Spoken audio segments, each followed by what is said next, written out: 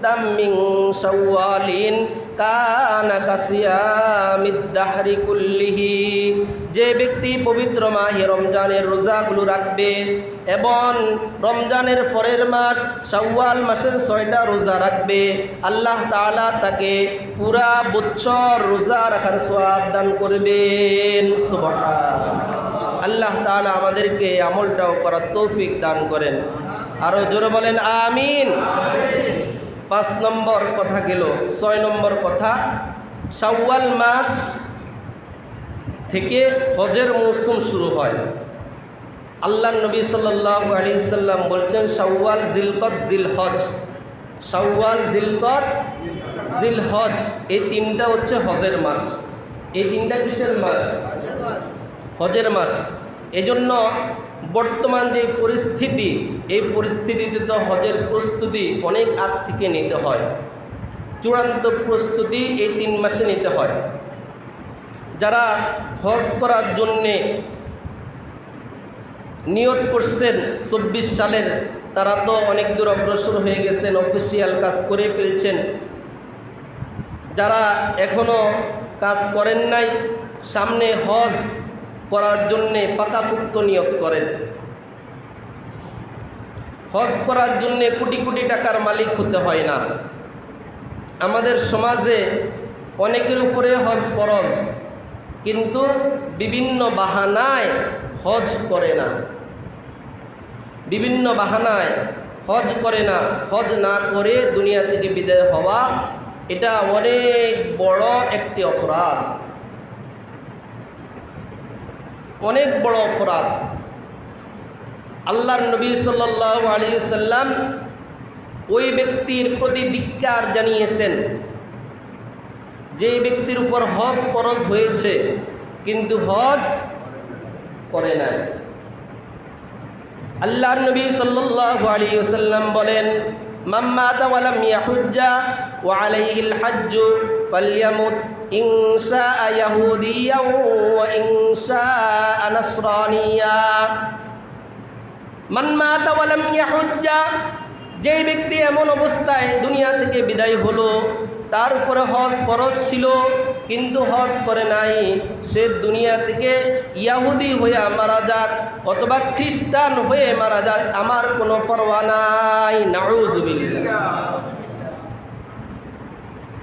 কত বড় কথা, কত বড় আল্লাহর নবীর ধিক্কার ওই ব্যক্তির জন্যে যার উপর হজ ফরজ হয়েছে, এরপরও কালক্ষেপণ করে, বিভিন্ন বাহানায় শুধু দেরি করে। এই বছর না, সামনের বছর করব, সামনের বছর না, পরের বছর করব। অনেকে এই বাহানা করে, ছেলে সন্তানকে বিবাহ শাদী দিল, এরপর হজ করব। ছেলে সন্তানের বিবাহ শাদীর সময় হবে, বিবাহ শাদী দিবেন, হজ ফরজ হয়েছে, হজ করে ফেলবেন। কি বলেন, ঠিক কি না? অনেকে মনে করে বয়স শেষ হলে ব্যবসা বাণিজ্য ছেড়ে হজ করব, চাকরি শেষ করে হজ করব, এরপর আর কোনো দুনিয়াবি কাজ করব না। দুনিয়াবি কাজ করা, ব্যবসা বাণিজ্য করা হজ করার পরে কি নিষেধ নেই? কি বলেন, নিষেধ? এটাও হচ্ছে শয়তানের একটা ধোঁকা। বয়স যখন বেড়ে যায় তখন হজ করা কঠিন হয়ে যায়। কি বলেন, ঠিক কিনা? হজ করার জন্যে শারীরিক শক্তিরও প্রয়োজন আছে। কি বলেন, আছে কি না? এই জন্য শরীরের শক্তি থাকা অবস্থায় আল্লাহ যদি হজ ফরজ করে থাকেন, হজ করার জন্য তৈয়ারি নেন।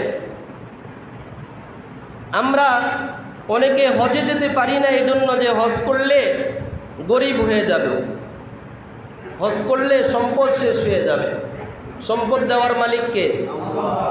আপনি হজ করা ব্যতীত তো আপনার সম্পদ শেষ হয়ে যেতে পারে। কি বলেন, পারে না? পারে। আর হজ করলে সম্পদ ধ্বংস হবে না, শেষ হবে না। আপনার নিয়ত যদি ঠিক থাকে, আপনার দারিদ্রতা আসবে না। হজ করার দ্বারা আপনার দারিদ্রতা আসবে না, উমরা করার দ্বারা আপনার গরিব হবেন না, দারিদ্রতা আসবে না। এই ঘোষণা মহানবী সাল্লাল্লাহু আলাইহি ওয়াসাল্লাম দিয়ে গেছেন। জোরে বলেন সুবহানাল্লাহ। আল্লাহর নবী সাল্লাল্লাহু আলাইহি ওয়াসাল্লাম বলেন, তাবিউ বাইনাল হজ্জি ওয়াল উমরাহ ফাইন্নাহুমা ইয়ানফিয়ানিল ফাকর ওয়াজ যুনুব। তোমরা হজ এবং উমরা বারবার করো। তাবিউ বাইনাল হজ্জি ওয়াল উমরাহ, হজ উমরা করো, হজ করো, উমরা করো। যদিও জীবনে হজ একবার করা ফরজ, একবার করলে তার ফরজ কি হয়ে যায়? আদায় হয়ে যায়। যাদের সামর্থ্য আছে তাদের দরকার এরপরও যাওয়া। আল্লাহর অনেক বান্দা আছে প্রত্যেক বছর হজে যায়, প্রত্যেক বছর উমরা করে, কই তারা তো ভিক্ষুক হয়ে যায় না। আল্লাহর নবী বলেন তাবিউ বাইনাল হজ্জি ওয়াল উমরা ফাইন্নাহুমা ইয়ানফিয়ানিল ফাকর ওয়াজ যুনুব। এই হজ উমরা করার দ্বারা তোমাদের বিশেষ দুইটা লাভ হবে। কয়টা লাভ? আওয়াজ দিয়ে বলেন কয়টা লাভ? ফাইন্নাহুমা ইয়ানফিয়ানিল ফাকর, তোমাদের দারিদ্রতা মোচন হবে। সুবহানাল্লাহ বলবেন না? হজ উমরা করলে দারিদ্রতা আসে না দারিদ্রতা মোচন হয়? ফাইন্নাহুমা ইয়ানফিয়ানিল ফাকর ওয়াজ যুনুব, এবং তোমাদের গুনাহ মোচন হয়ে যাবে। সুবহানাল্লাহ। তোমাদের দারিদ্রতা মোচন হয়ে যাবে, তোমাদের গুনাহ মোচন হয়ে যাবে। চিৎকার দিয়ে বলেন সুবহানাল্লাহ। এজন্য ভাইয়েরা আমার, নিয়তের মধ্যে কোনো রকম কার্পণ্যতা না রেখে আল্লাহ যাদেরকে সামর্থ্য দিয়েছেন আল্লাহর রাস্তায় বের হয়ে যান। সম্পদে বরকত দেওয়ার মালিককে আল্লাহ। আল্লাহকে আমরা দেখি নাই, দেখছি? এই দুই চোখে যদি আল্লাহর ঘরটা একটু দেখতে না পারি তাহলে জীবনে আর দেখলামই কি? যেই নবীর উম্মত আমরা, ওই নবীকে এই দুই চোখে দেখি নাই। ওই নবী রওজা শরীফের মধ্যে জিন্দা, জিন্দা কিনা? ওই নবীর কাছে, রওজার কাছে যদি একটু না দাঁড়াইতে পারি তাহলে আমরা আর কোথায় দাঁড়াবো? হাদিসের মধ্যে আসছে প্রত্যেক নবী তাদের কবরের মধ্যে জীবিত এবং তিনারা ইউসাল্লুন, সেখানে নামাজ আদায় করেন। সুবহানাল্লাহ। পৃথিবীর বিভিন্ন প্রান্তে নবীর উপরে যখন দুরূদ পড়া হয় তখন ইন্না লিল্লাহি তাবারাকা ওয়া তাআলা সাইয়াহিনা ফিল আরদ ইউবাল্লিগুনি মিন উম্মাতিস সালাম। আল্লাহ তাআলার পক্ষ থেকে এমন কিছু ফেরেশতা আছে তারা জমিনের মধ্যে বিচরণ করে। পৃথিবীর যে প্রান্তেই নবীর উপর দুরূদ পড়া হয় ফেরেশতারা তার পক্ষ থেকে নবীর রওজা মুবারকে দুরূদ পৌঁছায়া দেন। সুবহানাল্লাহ। আর যারা নবীর রওজার কাছে গিয়ে দুরূদ পড়ে স্বয়ং নবী তাদের দুরূদ শুনেন। সুবহানাল্লাহ। নবীর রওজার কাছে গিয়ে দুরূদ পড়া, নবীর রওজা জিয়ারত করা, এটা একজন মুমিন মুসলমানের জীবনের বড় একটা স্বপ্ন, বড় একটা চাওয়া, বড় একটা পাওয়া।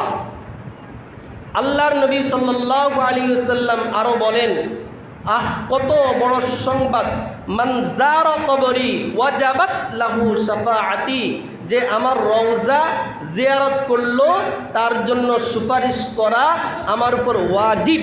সুবহানাল্লাহ। তার উপরে সুপারিশ করা আমার উপরে কি? নবী তার জন্য সুপারিশ করবেন। নবীর রওজা যারা জিয়ারত করবে, এটা তো হজ এবং উমরা করার মাধ্যমেই এই তৌফিক পাওয়া যায়। কি বলেন, ঠিক কি না? লক্ষ লক্ষ টাকা খরচ করলেও জীবন সার্থক, জীবন সার্থক। এত বড় সুসংবাদ, মান যারা কবরি ওয়াজাবাত লাহু শাফাআতি, তার জন্য সুপারিশ করা আমার উপর ওয়াজিব হয়ে যায়। মক্কা মদিনা পবিত্র ভূমি, পৃথিবীর সবচেয়ে দামি শহর, এর চেয়ে দামি শহর আর নাই। আল্লাহর ঘর যে একবার এই দুই চোখে দেখে, নবীর রওজার কাছে যে একবার যায়, তার জীবনের স্বাদ মিটে না। সে মৃত্যু পর্যন্ত বারবার যাওয়ার জন্যে সে উদ্গ্রীব হইয়া থাকে, তার আগ্রহ থেকে যায়। কি বলেন, ঠিক কিনা? থেকে যায়। যারা হজ উমরা করছেন তাদের থেকে আপনারা খবর নিয়েন। কি বলেন হাজী সাহেব, আপনারা তো গেলেন, যাওয়ার আগ্রহ আসেনি? মুয়াজ্জিন সাহেবের আগ্রহ আসেনি? উমরা তো করে আসছেন, আসেনি? আছে। যে যায় এমন একটা জায়গা, হয়তো আপনারা অনেকেই গেছেন, যেতে না পারো কিন্তু দিলের একটা আগ্রহ থেকে যায়। হজ উমরা দ্বারা যদি আপনার সম্পদে বরকত নাও হয়, বরকত তো হবেই, হবেই, এটা ইয়াকিন আর বিশ্বাস রাখতে হবে। যদি বরকত নাও হয়, এরপরও আল্লাহ পাক, আল্লাহ রসুল যে বড় সুসংবাদ দিছেন, মান হাজ্জা লিল্লাহ ফালাম ইয়ারফুস ওয়ালাম ইয়ামসুক রাজাআ কা ইয়াউমি ওয়ালাদাতহু উম্মু। যেই ব্যক্তি আল্লাহর জন্য হজ করলো, যেই ব্যক্তি আল্লাহর জন্য কি করলো, গুনাহমুক্ত অবস্থায়, সে সত্য ভূমিষ্ঠ একেবারে মায়ের পেট থেকে দুনিয়াতে আসলে যেরকম নিষ্পাপ থাকে, আল্লাহ পাক তাকে এরকম নিষ্পাপ করে দেন। সুবহানাল্লাহ। কি ভাই, এর চেয়ে বড় সুসংবাদ, এর চেয়ে বড় পাওনা আর কি হতে পারে? টাকা পয়সার মায়া যতই করেন, যতই করেন, এই টাকা পয়সা কিন্তু থাকবে না। কি বলেন, থাকবে না? আমাদের কাছে যদি টাকা আসে, যে নোটটা একটু টাটকা, এটা আমরা খরচ করতে চাই না। কি বলেন? পকেটের মধ্যে যদি 500 টাকার নোট 10টা থাকে, খরচ করার দরকার যেটা ময়লা, যেটা পুরান, ছেঁড়া ফাটা, এটা আগে খরচ করতে চাই। কথা কন্যা দে, কথা ঠিক কি না? যতই মায়া করি টাটকাগুলা রেখে দেন, এগুলো কি থাকেনি? থাকে না। এগুলো কি হয়ে যায়?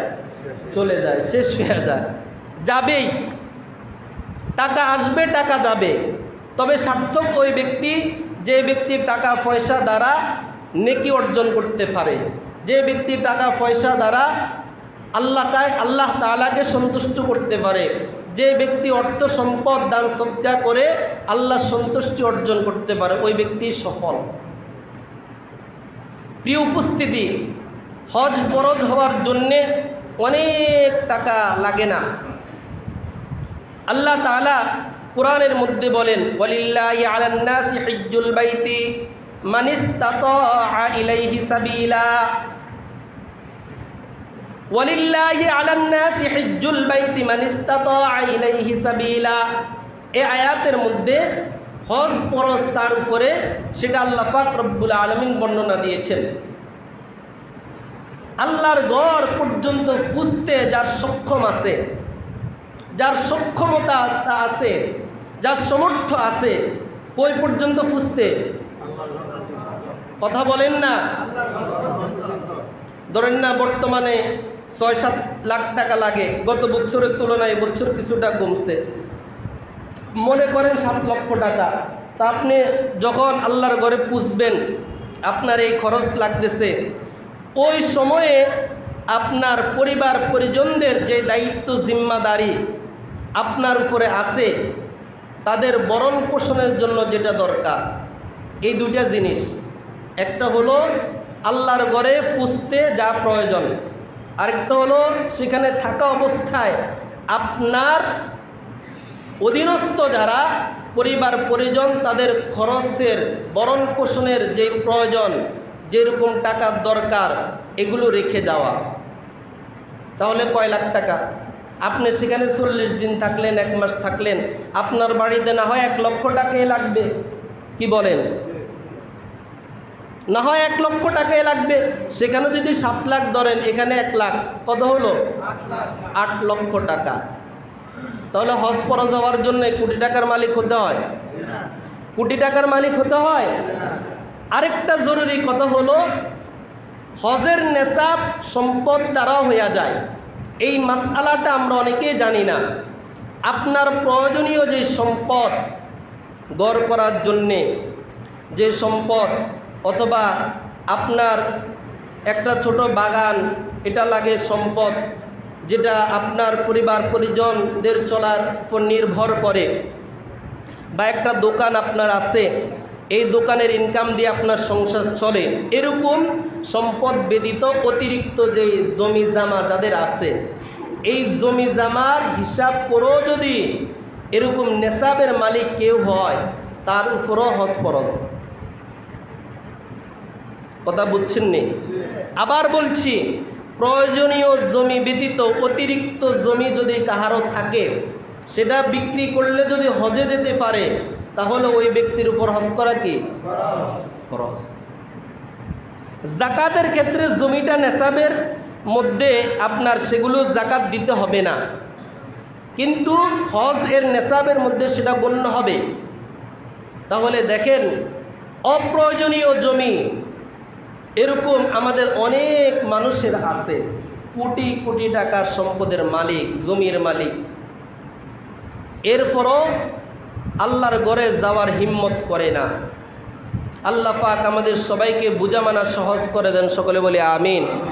আরো জোরে বলেন আমিন। আরেকটা কথা বলে শেষ করছি, যেহেতু এখানে ঈদের নামাজ হয় না, ঈদের দিনের গুরুত্বপূর্ণ আমল হচ্ছে ঈদের নামাজ। এই ঈদের নামাজটা হলো শুকরিয়ার নামাজ। এই যে দীর্ঘ 1 মাস সিয়াম সাধনা করার তৌফিক আল্লাহ পাক দিয়েছেন, এটা শুকরিয়া দান হিসাবে ঈদের নামাজ আদায় করা হয়। এজন্য ঈদের নামাজকে সলাতুশ শুকরও বলে, কৃতজ্ঞতা জ্ঞাপনের নামাজ। ঈদের নামাজ পড়ার নিয়ম আমরা অনেকে জানি না, এজন্যে ঈদের নামাজ পড়তে গেলে ডাইনে বামে সামনে পিছনে চকর বকর আমরা করি, এদিক সেদিক তাকাই। ঈদের নামাজ সহজ। ঈদের নামাজের মধ্যে অতিরিক্ত 6টি তাকবীর বলতে হয়। অতিরিক্ত কয়টি তাকবীর? এই অতিরিক্ত 6টি তাকবীর বলা ওয়াজিব। ঈদের নামাজ কয় রাকাত? কয় রাকাত? 2 রাকাত। এই 2 রাকাত নামাজ আপনি পড়ার জন্য হাত উঠাবেন, হাত উঠাইয়া এরপরে হাত বাঁধবেন, হাত বেঁধে সানা পড়বেন। কি পড়বেন? সবাই বলেন সানা পড়বেন। সানা পড়ে সূরা ফাতিহা পড়ার আগে অতিরিক্ত 3 তাকবীর। সূরা ফাতিহা পড়ার আগে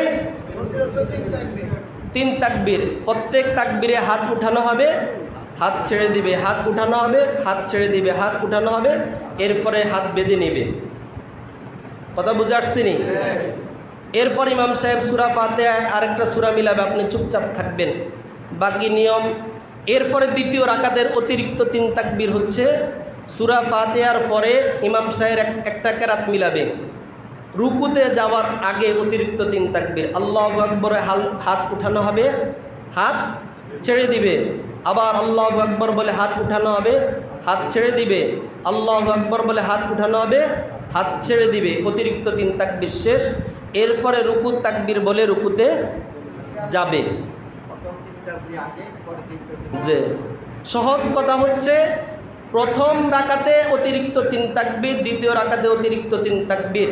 প্রথম রাকাতে 3 তাকবীর সানার পরে, দ্বিতীয় রাকাতের অতিরিক্ত 3 তাকবীর রুকুতে যাওয়ার আগে। ওয়া আখির দাওয়ানা আলহামদুলিল্লাহ।